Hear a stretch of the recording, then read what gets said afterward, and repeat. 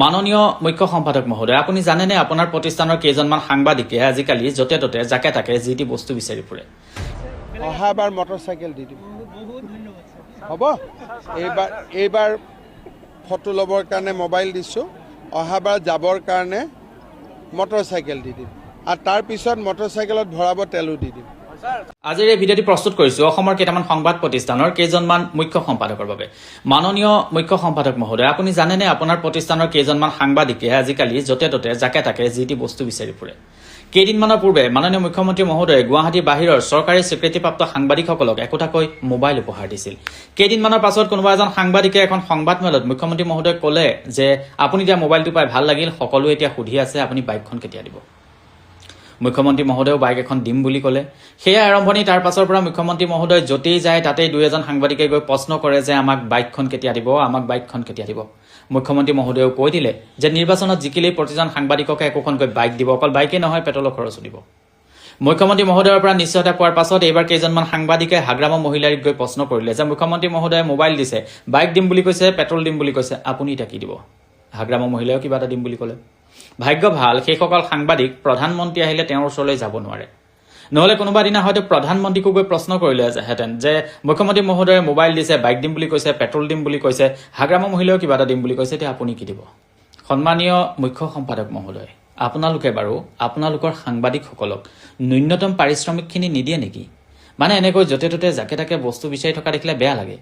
এনেকৈ বাইক দিয়ক বুলি মেট্ৰিক দিয়া ল'ৰাবোৰেহে সুধি থাকে, কিন্তু সাংবাদিকসকলেতো চাকৰি কৰে, তাৰ পাছতো এনেকুৱা ধৰণৰ কিছুমান প্ৰশ্ন কিয় কৰি থাকে?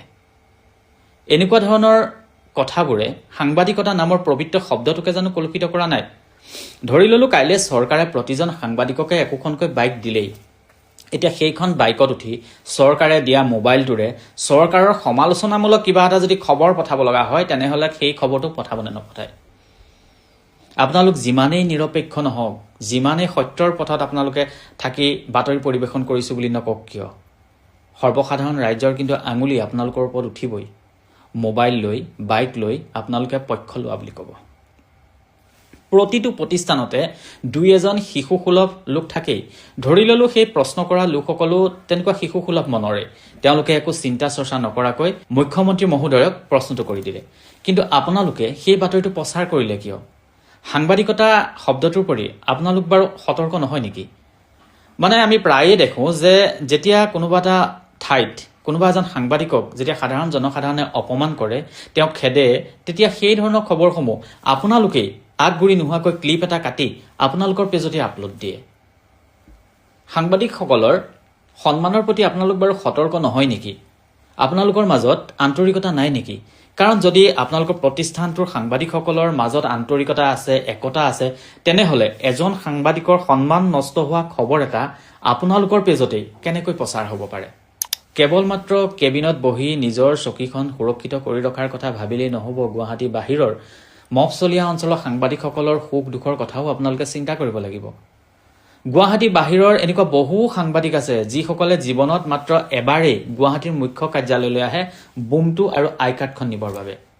কিন্তু আমি ভাবোঁ গুৱাহাটী বাহিৰৰ প্ৰতিখন জিলাৰ প্ৰতিটো অঞ্চলৰ প্ৰতিজন সাংবাদিককে বছৰত এবাৰ হ'লেও মুখ্য কাৰ্যালয়লৈ মাতিব লাগে। মুখ্য সম্পাদক মহোদয়ে এঘণ্টাৰ বাবে হ'লেও তেওঁলোকৰ লগত বহিব লাগে, তেওঁলোকৰ অভাৱ অভিযোগবোৰ শুনিব লাগে, তেওঁলোকে সময়মতে দৰমহা পাইছেনে নাই, চিকিৎসাৰ সুবিধা পাইছেনে নাই, এইখিনি কথাৰ বুজ ল'ব লাগে। অসমত এনেকুৱা এতিয়া বৰ্তমান বহুত সংবাদ প্ৰতিষ্ঠান আছে যি মফচলীয়া অঞ্চলৰ সাংবাদিকসকলক সময়মতে দৰমহাই নিদিয়ে। দুই এটা সংবাদ প্ৰতিষ্ঠানেতো কেৱল মাত্ৰ দুৰ্গা পূজাৰ সময়ত পূজা খাবলৈ কিবা এটা দিয়ে, বিহুৰ সময়ত বিহু খাবলৈ কিবা এটা দিয়ে, কিন্তু পূজা চোৱাৰ খৰচটোৱে বা বিহু দিয়া খৰচটোৱে তেওঁলোকে জানো গোটেই বছৰটো আপোনালোকক সংবাদ যোগান ধৰি থাকিব পাৰে?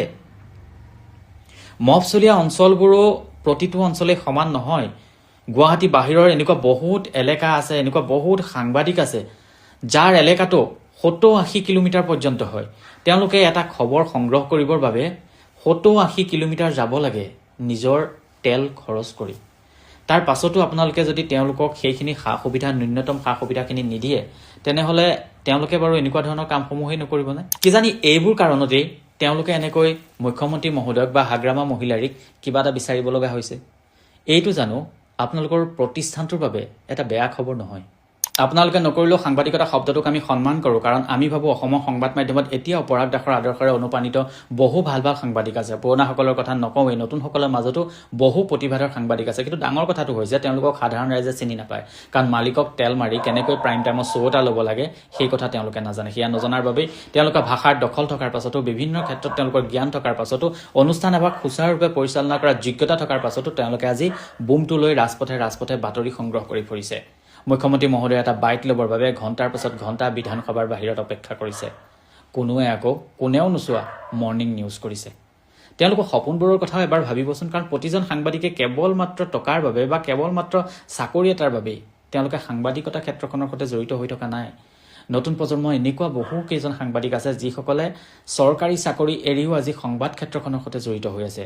এনেকুৱা বহু সাংবাদিক আছে যিসকলে ঘৰৰ এটা বিলাসী জীৱন এৰি ইয়াত ৰাজপথে বাতৰি সংগ্ৰহ কৰি ফুৰিছে, কাৰণ তেওঁলোকৰ এটা সপোন আছে আপোনালোকৰ দৰে প্ৰতিষ্ঠা হোৱা। তেওঁলোকৰ সপোনবোৰৰ কথাও এদিন ভাবিবচোন, কাৰণ এদিন আপোনালোকৰ পাছত তেওঁলোকেইতো সংবাদ মাধ্যমৰ গুৰি ধৰিব লাগিব। ভুল নুবুজিব, সাংবাদিকতা শব্দটোক আমি সন্মান কৰোঁ আৰু সেইবাবে এই কথাখিনি ক'লোঁ।